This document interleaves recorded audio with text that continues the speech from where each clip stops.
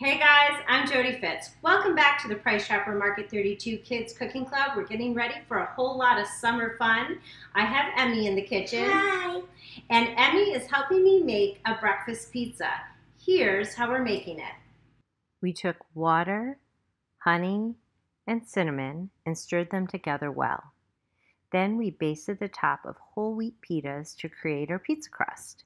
We placed them on a coated baking sheet and popped them into a preheated oven of 375 degrees for about 12 minutes. Once they were done, we carefully removed them and let them cool completely. While they were cooling, we removed the pits of washed fresh cherries and cut them in half. We hulled strawberries and carefully sliced them. We simply put clean blueberries into a bowl. We cut our washed grapes in half. We removed the skin of a fresh pineapple and cut the fruit into thin slices and then cut the slices into bite-sized pieces. After peeling a kiwi, we sliced the fruit and then diced it into smaller pieces.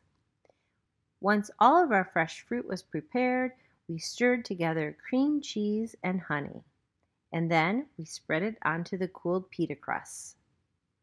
We made sure to add each of the fruits on top, creating a delicious and colorful pattern. All right, guys, making fruit pizza is just that easy. It's super delicious. Emmy's putting finishing touches on our last pizza with some grape slices. Stay tuned at the Price Chopper Market 32 Kids Cooking Club, where we have more great recipes coming your way soon. Have a good summer.